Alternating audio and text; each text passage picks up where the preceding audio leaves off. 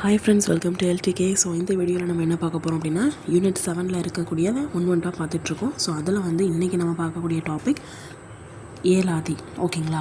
So ஏலாதி பார்க்கலாம். So அதுக்கு முன்னாடி ஏலாதி அப்படிங்கிறது எது சம்மந்தப்பட்டது? நம்பர் சம்மந்தப்பட்டது. 7. அப்போ 7னா என்னது? மேக்ஸ் சம்மந்தப்பட்டது. ஸோ அப்போ நீங்கள் எப்படியா வச்சுக்கலாம், கணித மேதாவியார் அப்படிங்கிறத ஞாபகம் வச்சுக்கலாம். ஓகேங்களா? ஸோ அப்போ 7 அப்படிங்கிறது மேக்ஸ் சம்மந்தப்பட்டது.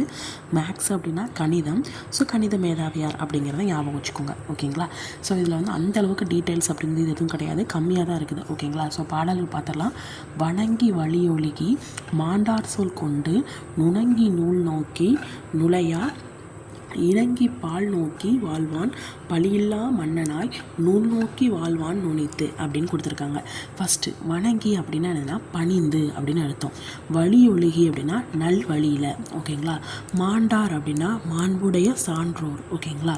ஸோ நெக்ஸ்ட்டு நோக்கி அப்படின்னா ஆராய்ந்து. ஓகேங்களா?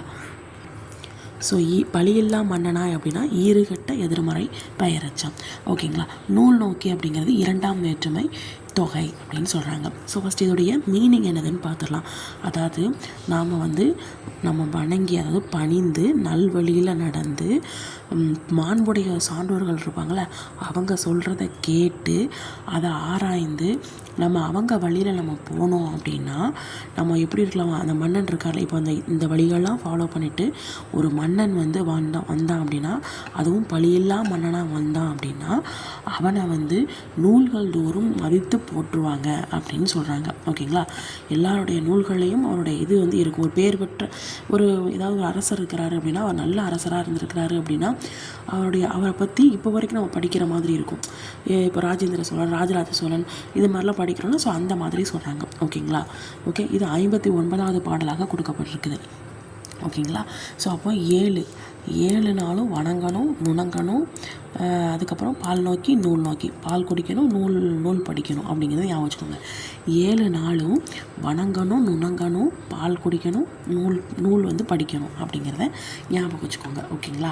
ஸோ அதுக்கப்புறம் பார்த்தீங்கன்னா ஏலாதி கணித மேதாவியார் அப்படின்னு சொல்கிறோம். இவருக்கு இன்னொரு பேர் கணித மேதையர்னு சொல்லலாம். ஓகேங்களா? ஸோ அதுக்கப்புறம் கணிதம் அப்படிங்கிறது இதில் எதை குறிக்குது அப்படின்னா ஜோதிடத்தை குறிக்குது. மேதாவியார் அப்படின்னா வல்லவன். அப்போ ஜோதிடத்தில் வல்லவன் அப்படின்னு சொல்லி அர்த்தம். ஓகேங்களா? இவர் சமண சமயத்தை சேர்ந்தவர். இது எப்படி ஞாபகம் வச்சுக்கலாம்? ஜோதிடம் சொல்லும்போது உட்கார்ந்து சமணம் மட்டும் தானே சொல்லுவாங்க. ஸோ அப்போ சமண சமயம். ஓகேங்களா? இந்த சமண சமயத்துக்கே உரிய கொல்லாமை அப்படின்னு சொல்லுவாங்க. அந்த அறக்கருத்துக்கள் எல்லாத்தையும் வலியுறுத்தி இது சொல்லுது அப்படின்னு சொல்கிறாங்க. ஓகேங்களா? நெக்ஸ்ட்டு இது 5ஆம் நூற்றாண்டை சேர்ந்தது. ஓகேங்களா? இது எப்படி வச்சுக்கலாம்? 7ன்னு இருக்கா? 7ன்னா அதுக்கு முன்னாடி உள்ள இது என்னது? சிங்கிள் ஒற்றைப்படை என்னது? 5. ஸோ அப்போ 5ஆம் நூற்றாண்டை சேர்ந்தது.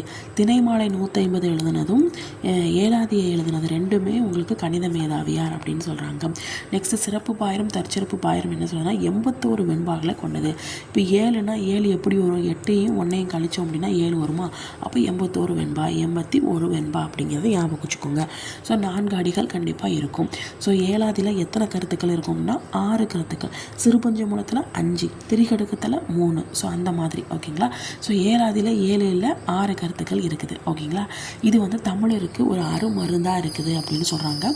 ஏலம் என்னும் மருந்து பொருளாக முதன்மையாக வச்சு லவங்கம், சிறுநாவற்பூ, சுக்கு, மிளகு, திப்பிலி இது எல்லாமே உடல் பிணியை போக்கக்கூடியது. அதே மாதிரி ஏலாதியில் இருக்கக்கூடிய கருத்துக்கள் கற்போருடைய அறியாமையை அகற்றக்கூடியது அப்படின்னு சொல்கிறாங்க. நெக்ஸ்ட் பார்த்திங்கன்னா இவர் கடைச்சங்க காலத்தில் வாழ்ந்தவர், மருந்தால் பெயர் பெற்றதுன்னு சொல்லியிருக்காங்க. ஸோ ஏலத்தை முதலாக வச்சு பாடியிருக்கிறாங்க. ஸோ அது மட்டும் இல்லாமல் நீங்கள் உணவு கொடுத்து ஆதரித்து நீங்கள் வாழ்ந்தீங்க அப்படின்னா உங்களுடைய வாழ்க்கை பெருவாழ்வு வாழ்க்கை நீங்கள் வாழ்வீங்க அப்படின்னு சொல்கிறாங்க. உணவு கொடுக்கணும். அதுக்கப்புறம் பாருங்கள், முற்பிறப்பில், அதாவது முற்பிறப்பில் நீங்கள் ஸ்டூடெண்ட்ஸ்க்கு சாப்பாடோ இல்லை ட்ரெஸ்ஸோ இல்லை எழுதுறதுக்கு பேனா, பெண்ணோ இல்லை புத்தகம் இதெல்லாம் கொடுத்து நீங்கள் வந்தீங்க அப்படின்னா இந்த பிறப்பில் நீங்கள் புலவர் போற்றும் வண்ணம் வாழ்வார் அப்படின்னு சொல்கிறாங்க. ஓகேங்களா? ஸோ இன்னொரு மேற்கோள் கொடுத்துருக்குறாங்க. தாய் இழந்த பிள்ளை ஓகேங்களா. தாய் இழந்த பிள்ளை, தலையிழந்த பெண்டாட்டி, இதில் பிள்ளை பெண்டாட்டி சொந்தக்காரங்க இது எல்லாமே வரும். ஓகேங்களா. ஏழாதியில் சொந்தங்கள் வருதுன்னு ஞாபகம் வச்சுக்கோங்க. ஓகேங்களா. பிள்ளை வருது, தாய் வருது, தந்தை வருது, பெண்டாட்டி வருது, அதுக்கப்புறம் வாழ்வினர் சொந்தக்காரங்கன்னு ஞாபகம் வச்சுக்கோங்க. வணிகம் போய் இழந்தார், கைத்தூண் பொருள் இழந்தார், எல்லாத்தையும் இழந்துட்டாங்க. கண் இளவர்க்கு ஈந்தார் வைத்து வணங்கி வாழ்வார் அப்படின்னு சொல்கிறாங்க. ஓகேங்களா. ஸோ அப்போ தாய், பிள்ளை, பொண்டாட்டி, வாழ்வினர், வணிகம் செய்வோர் இது எல்லாம் வந்துச்சு அப்படின்னா இதெல்லாம் ஒரு 7 பேர் அப்படின்னு ஞாபகம் வச்சுக்கோங்க. ஒரு குடும்பத்தில் 7 பேர். அப்போ 7 பேர் இது வந்துச்சு அப்படின்னா அது உங்களுக்கு ஏழாதி அப்படிங்கிறத ஞாபகம் வச்சுக்கோங்க. ஸோ இவ்வளோ தான் ஏழாதி. ஓகேங்களா. ரொம்ப டீட்டெயில்ஸ் கிடையாது, பட் புக்கில் இருக்கிறத மட்டும் நான் சொல்லியிருக்கிறேன். ஓகேங்களா. ஸோ இதை வந்து நல்லா மனப்பாடம் பண்ணி வச்சுக்கோங்க. ஓகேங்களா.